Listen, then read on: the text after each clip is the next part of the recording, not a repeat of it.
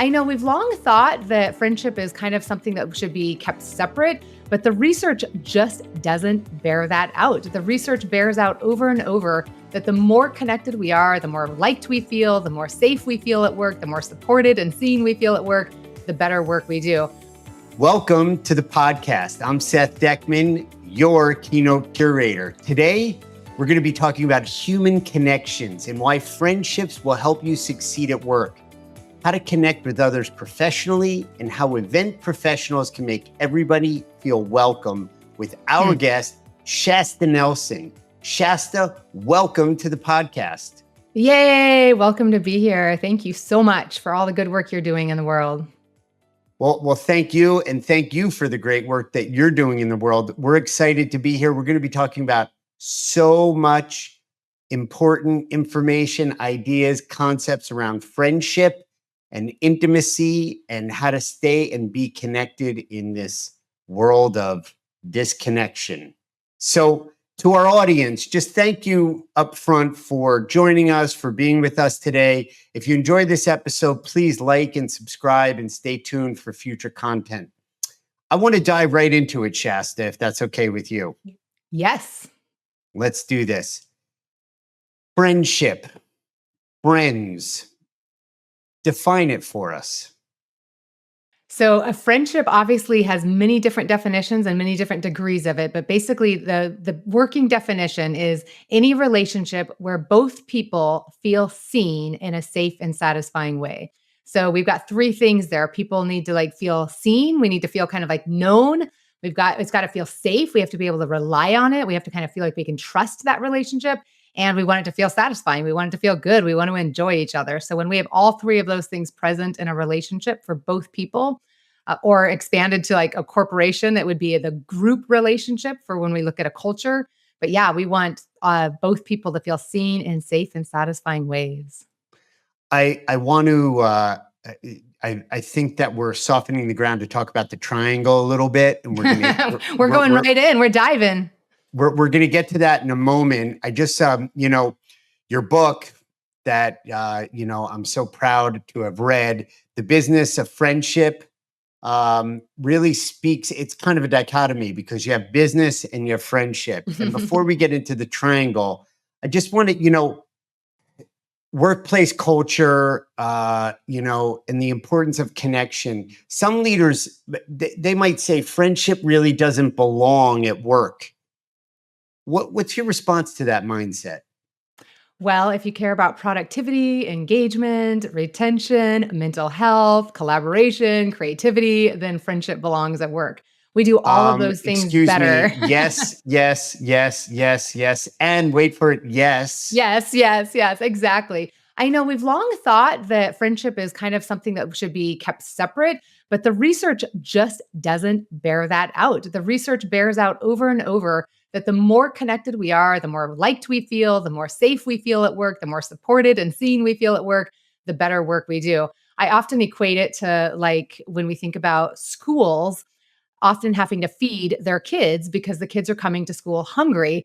And I often think the average school probably wishes they didn't have to feed everybody and that wasn't part of their job. And yet, if their job is to teach students and they know that their students can't learn on empty stomachs and that their students aren't coming in fed and full, then they can't do their job. And we've got over 61% of the workforce showing up at work lonely, which means that they're showing up hungry for connection, and they are less likely to be able to do the job you want them to do if they don't get that connection met. And, I make the case that this is where we spend most of our time, and work is the number one place we make friends as an adult. So really, it's one of those things that is happening. We should be teaching for it, training for it, and talking about it so much more.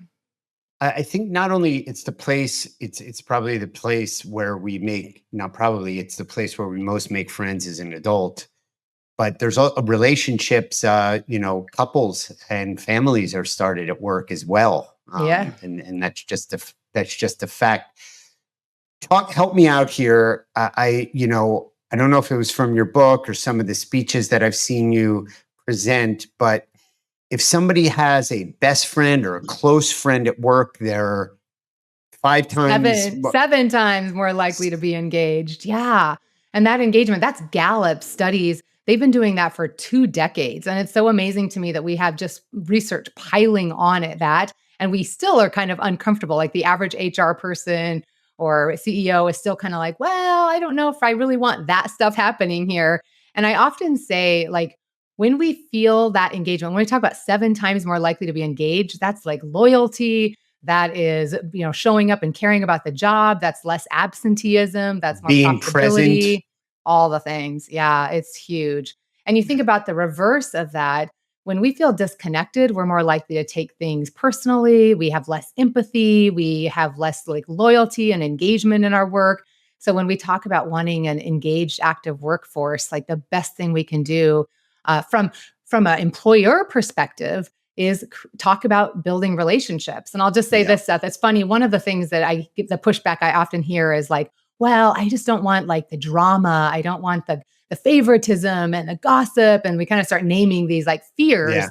And The my response, clicks. There can yeah, be clicks. exactly. Yeah. Exactly. And I always respond to that. And I'm like, you can be anti-friendship at work. You can be against that and provide no opportunities for it and like have a rule against it. And you're not going to create a workplace that is void of those very things we just named. In fact, I would argue that the more you are talking about healthy relationship, the more you're teaching it, the more you're inspiring it, the more you're giving permission for it. All of those things go down as we talk about it more. So favoritism, those are not issues of relationships. Those are issues of dysfunctional relationships happening. And so the Right. more we teach healthy relationships, the less likely those are going to be to happen.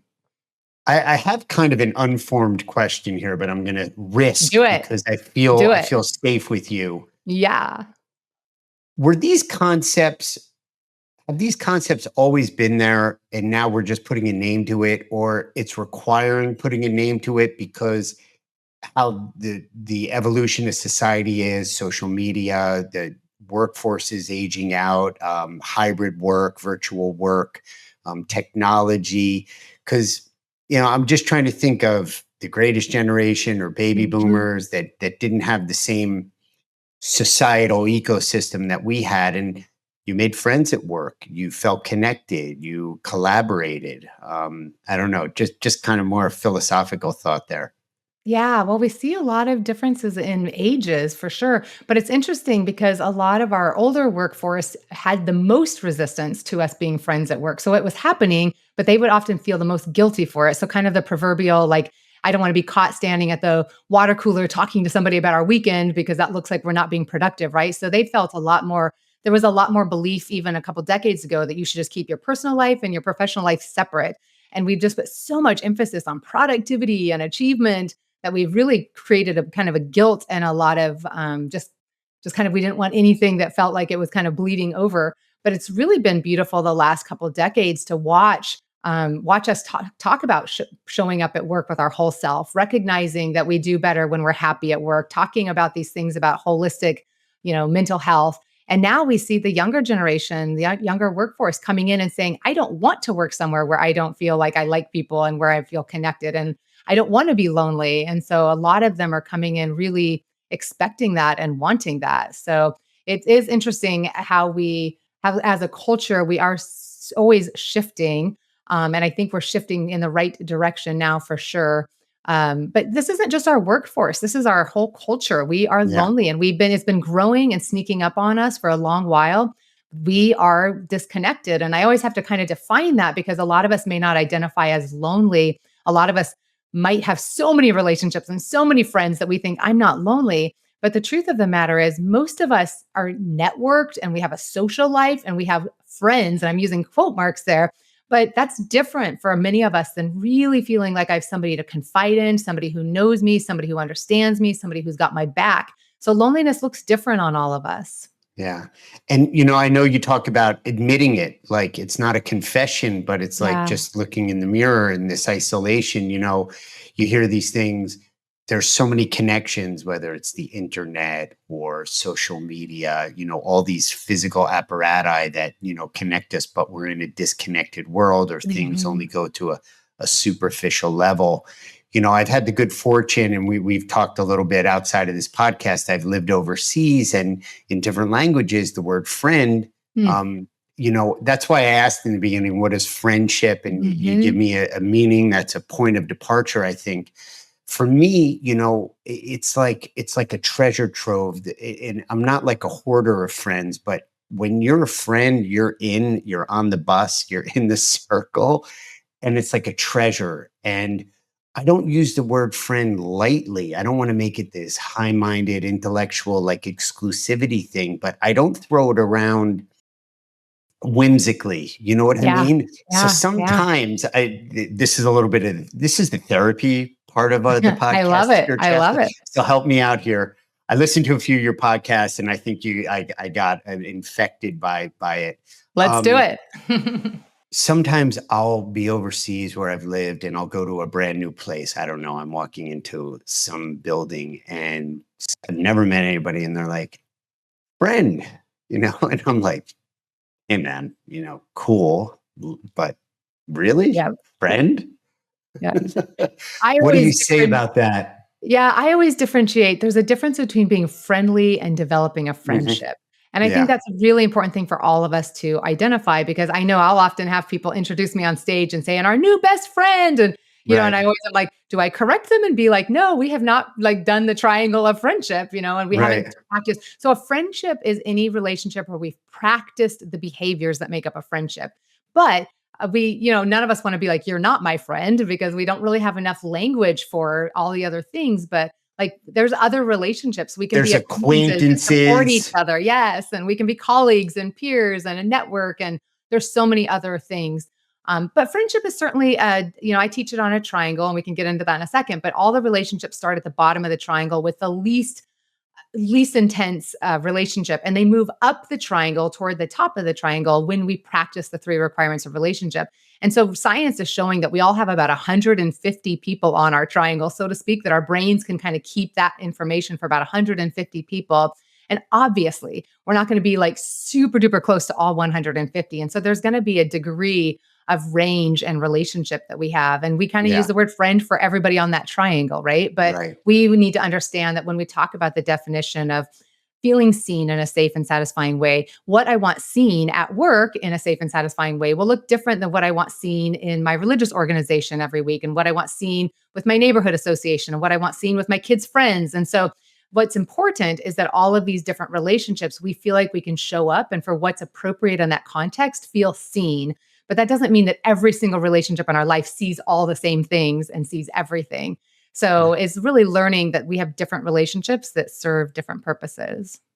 This strikes me as just a moment. We're gonna for our listeners and subscribers, if you're loving this content and content like this, please share, please make a comment, talk to us a little bit, comment with us a little bit about friendships or being friendly at work, outside of Mhm. work, and what successes and what struggle, where you struggle. It would be great to get this dialogue going. This is also an opportunity, Shasta, for our listeners. We're going to put in the show notes the triangle so that Awesome. they have a visual to relate to it, and we're going to make it available to everybody when we publish this podcast. But why don't you go through? You did already, but why don't we go through in a little bit more the three things? But I'm going to give you a little bit of not a challenge, but I'm going to give you an added condiment, if you will. I loved one of the things you said when the last time we were in person at the end of last year. Friendships aren't necessarily going to stop the stressors, Mhm. but it's going to buffer your body from the impact. Mhm. And Mhm. I love that. I just love. Did you say that? Yep, yep, yep. Okay. Yes, Okay. and So yeah, and the science backs that up. yeah, relate that to the triangle and kind of tie it all in. So you land the plane. I just took it off. All right. All right. Yeah. I mean, I could do a whole 1 hour on just all the health benefits of our relationships. And absolutely, we see from the science. I go into a lot of healthcare institutions and a lot of physicians groups, bringing the science of like why that is so true. Because when we talk about your health, the number one question we can determine the quality of your life and your longevity 20 years out is, how loved and connected do I feel right now? So yes, absolutely, we having friends is one of the most beneficial health things that you can do, without doubt. So I can just throw 1,000 stats at you, but we probably don't have time for all of that. But yeah, I'm really Not glad you named 1,000, that. but throw them out there. I'm really glad you named that. Yeah, no, it's the number one issue right now. We look at studies of people who have healthy lifestyle habits and who don't have healthy lifestyle habits defined by diet, exercise, and smoking. And then we look at those same groups of people between those who feel connected and those who don't feel connected. And it won't surprise anyone that the group that lives the longest and has the least incidence of death is the group that has healthy lifestyle habits and feels connected. But it does surprise many of us that the second highest performing group by far is the group that feels connected and has unhealthy lifestyle habits. They outlive and have less disease than the Wow. group that has healthy lifestyle habits and feels disconnected. And it speaks to the fact that when we feel connected, our body goes into safe mode. It goes into repair mode. When we feel supported, we feel like we don't need to be in fight or flight. And when we Mhm. feel disconnected, as so many of us do on a regular basis, we are just mildly under stress at all times. And that's doing wear and tear on our body that is just having, it's worse than smoking 15 Right. cigarettes a day if we feel disconnected. It's worse than being obese. It's worse than being a lifelong alcoholic. It's worse than not exercising. So we will switch gears there. I'll just say from a health perspective, from a happiness perspective, from a job satisfaction perspective, from a mental health perspective, the stats are out there. And we for too long have treated relationships like something that should just intuitively we should know, or something that's like a fluffy subject. And the truth of the matter is, there is nothing more foundational to all of these areas of our lives that we care so much about than knowing how to build healthy relationships. Yeah. Yeah. And you want me to jump into the triangle or you want to say something Yeah. first? Well, I just have one. It strikes me. This thought crossed my mind. I do want our listeners stay tuned. We're going to get to the triangle here because it kind of frames everything up nicely. So I think it'll be good. It'll good to land there. The science behind what you just said is fascinating because you can smoke, but if you have these rich relationships that provide that give you that nutrition, if you will, to use the food metaphor that you did earlier with being hungry, the benefits are it's just remarkable. As you get older, you have less opportunities just by the natural flow of your life. You're not on elementary school in the playground. You're not in high school on a sports team or a after school club. You're not at a summer job where there's a bunch of kids your age, or, whether you continue education into university or some other job where you're meeting people early in a career, early in your life. And as you get older, it kind of thins out. And, I go to the playground with my children and my children just walk up to another kid and say, "Do you want to play?" And they run off and do whatever, that age does. Pushing 60 here and, I'm in the playground and there's another parent there. "Hey, you want to play?"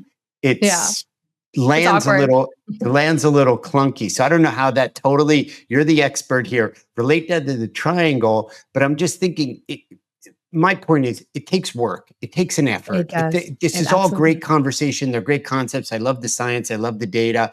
I get it. I've seen it. I live it as an experience. And I'm a testimony of friendships and the value of for mental health, for physical health, for your spiritual health, all those realms and domains. But you have to invest. You have to make an effort. 100%. It just doesn't come up. So there we go. 100%. All right. I love it.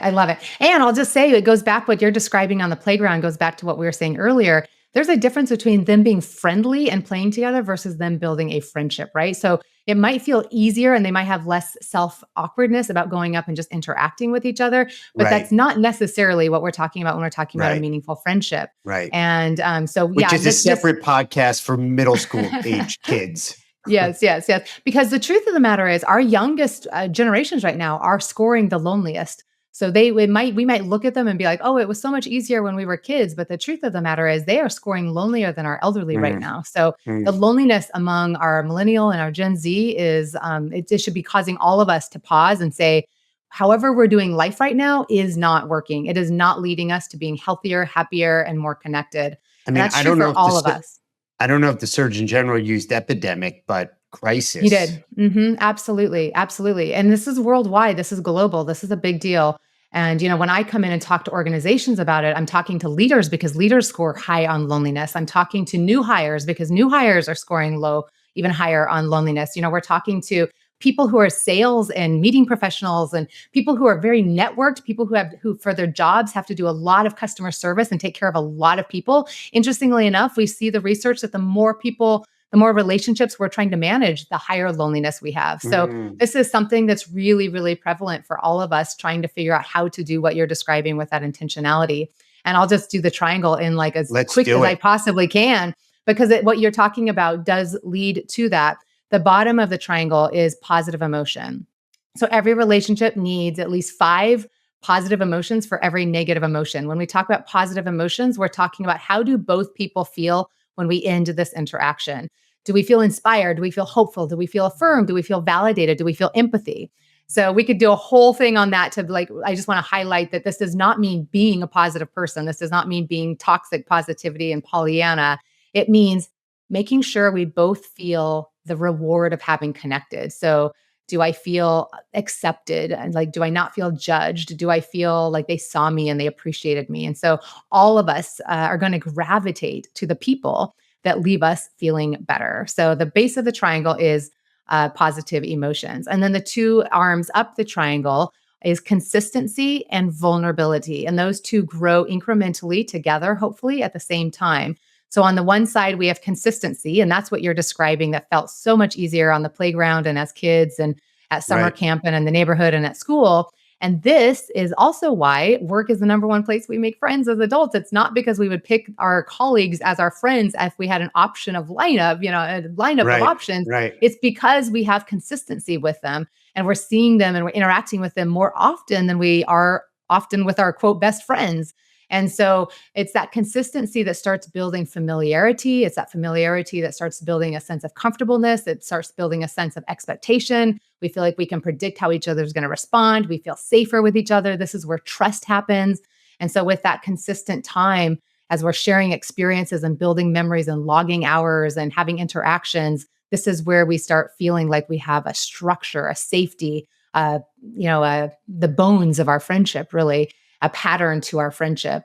And so that consistency is so important. And I'll just say what you were referencing earlier is there's really only 2 ways to build that consistency in our relationships. One is to join something or participate in something where the consistency is already present. So whether that's at the playground where we're seeing the same people, whether that's at the dog park, whether that's at work, but really kind of seeing those as opportunities, because your only other choice otherwise is to build that consistency yourself, which means initiating, inviting, reaching out, following up, scheduling, doing it again over and over and over, which is hard.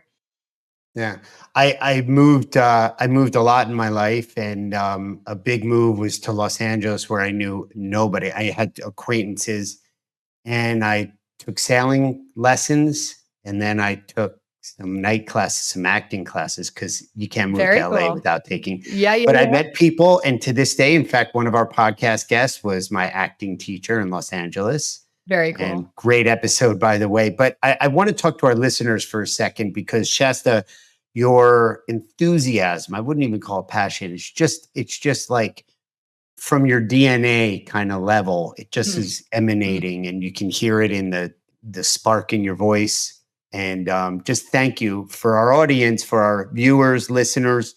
If you're digging this kind of vibe, this kind of talk about friendship, share. It's an important topic. It is a pandemic. It is an endemic. It is a crisis. People are feeling isolated. And these kind of conversations that we're having on this podcast are kindling, are a way to get it started and provoke some thinking about, where we can develop and expand our own relationships a little bit better. So subscribe, share, like, love us, friendster. Oh, that doesn't exist. I'm dating myself, but it's just great stuff. Shasta, our audience is largely made up of meeting professionals. Not everybody, but we have a lot of listeners and viewers that are meeting professionals, people that you work with on an intimate basis. Take your work and kind of the core thesis of what you're doing and where you see that meeting professionals can grab on and hold to something. Because here's an interesting fact that I've learned on my podcast, on our podcast, on this podcast, from having meeting professionals as guests. people who have been meeting professionals for 20 years. They run events that are 20, 30 hotels, 8,000 Mhm. people, Mhm.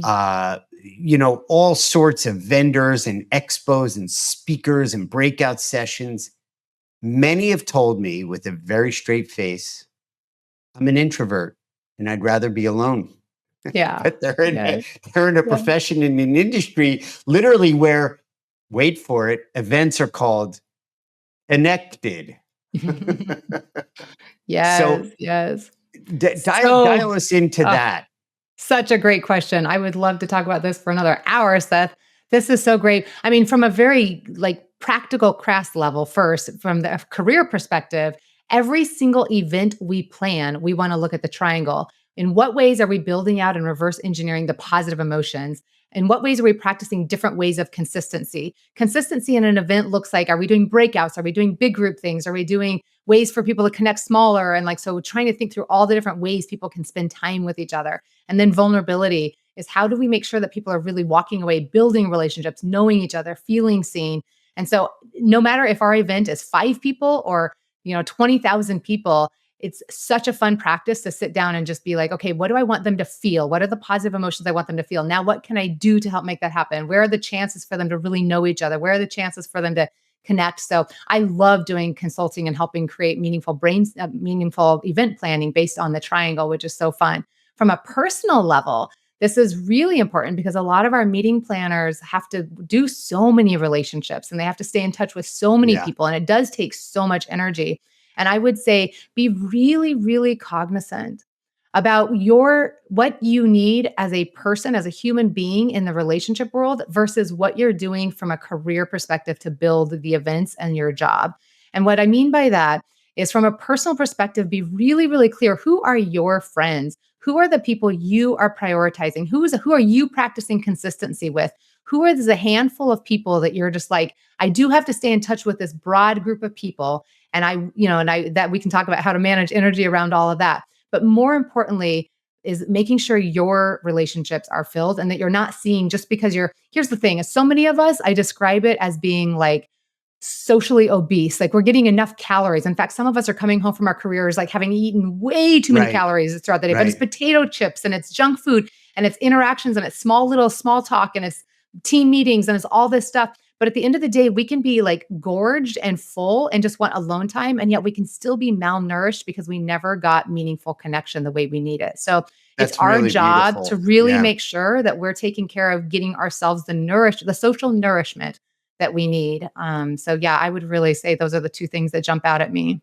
I just want to, that is a really awesome distinction, Shasta, because again, the volume, the abundance, the Yep. over spilling of these connections. I don't want to judge it superficial, but is it nutritive? Is it fulfilling? Is it, there's being connected and then there's really connecting. Yeah, I don't want to turn this 100%. into a semantical essay because, I won't, if it's pass fail, I might have a chance, but if it's graded, I might not move on. We give you a Um, gold star, you pass. okay. Effort. I'll take a gold star for effort, at least being on the court, but, and not just in the stands watching, but that is so true because we could be filled, overeaten, if you will, but not have the right mix of calories or the right type of nutrition or connection. And this could go a lot of ways, Shasta.